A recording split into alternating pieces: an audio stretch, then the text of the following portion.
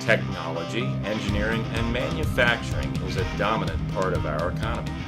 HP, Agilent, Google, Intel, Apple, Cisco, JDSU, Chevron, Genentech, BioMarin, Biorad, Medtronic, Trivascular.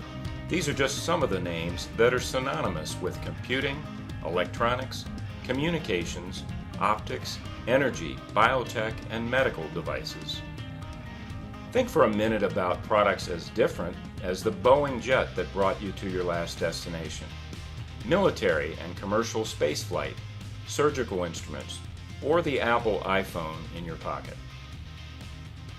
Each of these products you see have parts or assemblies that are designed and manufactured here in California. But our manufacturers in California face challenges.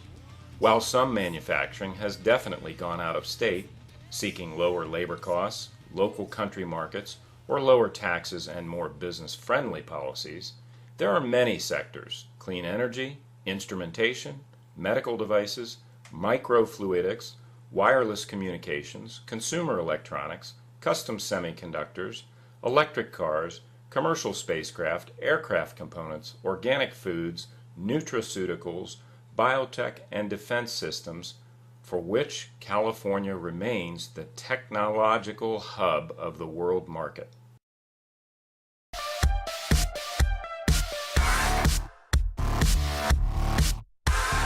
Because I know you guys know how to make these things, but the people we're talking to on the video, really, they never really think about how stuff is made. So now I want to ask you some questions about how you got into this. How did you find this class? How did you find the shop class here? What made you do it? Well, I mean, I'm in the drafting. So somehow you got from drafting to shop. Cool. So we're going to go to the drafting, the CAD class in a minute, right? Okay, cool. Who's on the list? 8th grade Shadow Day. 8th grade Shadow Day. Who did you shadow? Where'd you go?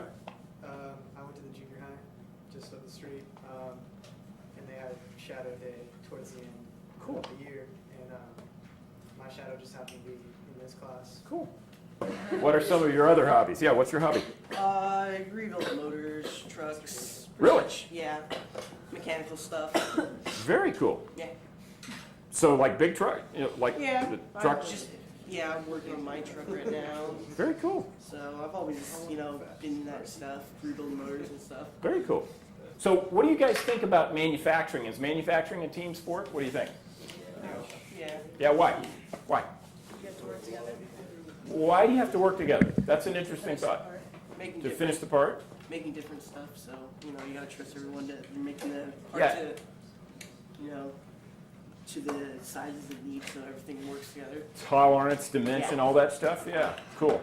That his camera there, right? Or actually it's my camera, but I hope we get it back. But all those parts have to fit together, right?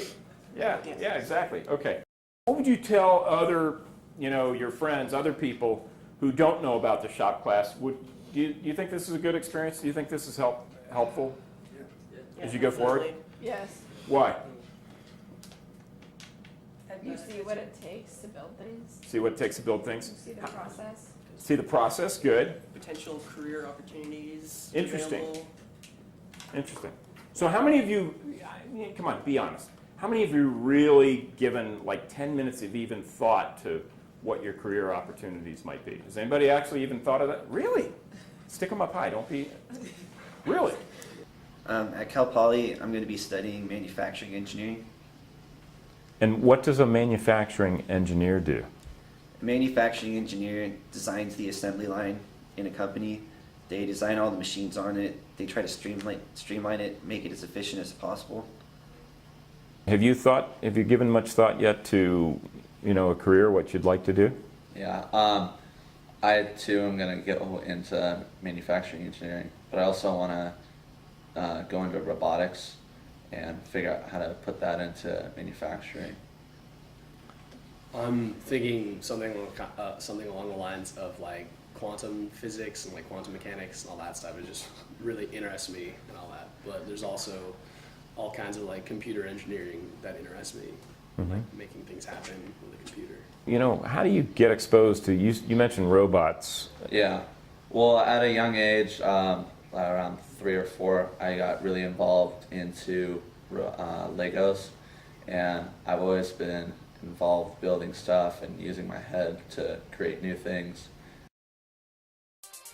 During 2011, under the auspices of the California Department of Education, and with the support and involvement of the companies and organizations you see here, the educational leaders and businesses who were part of the Tech Prep Grant conducted our research and a survey of several hundred manufacturers. We wanted to understand the dynamics at work in our state. Our findings surprised us.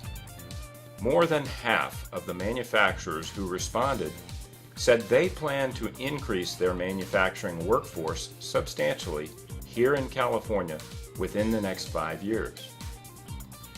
2/3 of those jobs won't require a 4-year college degree, but they will require significant technical training and job-related skills after successful completion of high school. For the 14 production job categories we surveyed, average compensation levels were 20% higher than the average of all other employment categories. 1/3 of all California manufacturing workers are reaching retirement age during the next few years. And though we won't expect to replace all of them because today's workers produce more output per hour, these jobs require higher skills and more experience. Fewer than 30% of manufacturers rated current job candidates very competitive. Why aren't we educating students with the skills they need for these good jobs? Because more manufacturers listed mechanical and technical aptitude and job-specific skills than traditional basic science, math, and language as the skills that are lacking in prospective job candidates. This isn't an either-or situation. To be sure, basic science, math, and English communication skills are crucial for our workforce of the future. Based on our research, we believe there is strong evidence to support a policy to bring back shop and career technical education programs. And we believe there is an opportunity to enhance basic science, math, and English language learning by connecting these fields of study to the traditionally rewarding and good-paying jobs that many students, whether they are pursuing a college career track or a post-high school career track, are better equipped to pursue through a more hands-on education experience.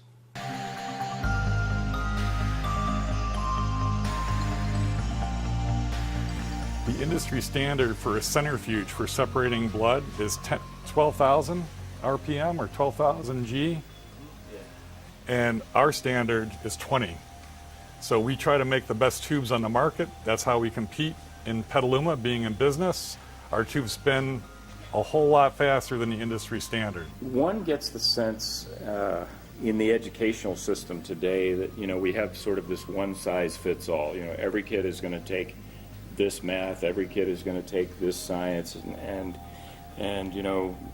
finishing high school, then there's 4 years of college, and then I have a degreed technical person. Is that the reality, or do you see maybe the potential for multiple paths, multiple career paths? I'm really prejudiced, frankly, that we get a lot of engineers. We have a lot of engineers that we interview that were trained to be managers, and they're book smart, but they've never touched metal in their lives. And the guys that are really valuable to us are practically trained guys that like touching metal, like touching plastic, like running machines themselves. They go to college, they find out, well, if I'm an engineer, I make a lot more money. But even, if I don't make it to engineer, I can still be a tool maker, I can still be a high-level machinist. So I think math and science are really important, but there has to be practical applications as they grow up. We've moved away from that where kids are sitting in front of TV sets, they're not hands-on. We need to create a hands-on generation of people. They really need to touch stuff.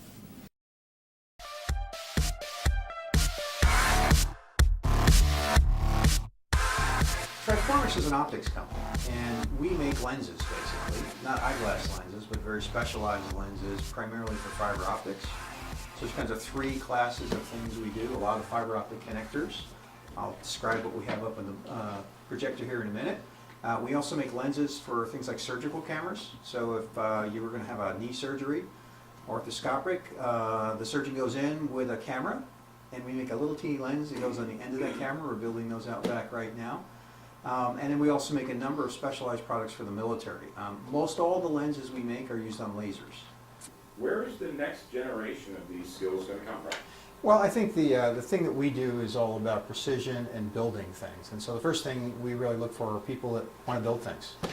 A lot of the work we do, as you can see out in the line, involves people really working with their hands with some really sophisticated machines.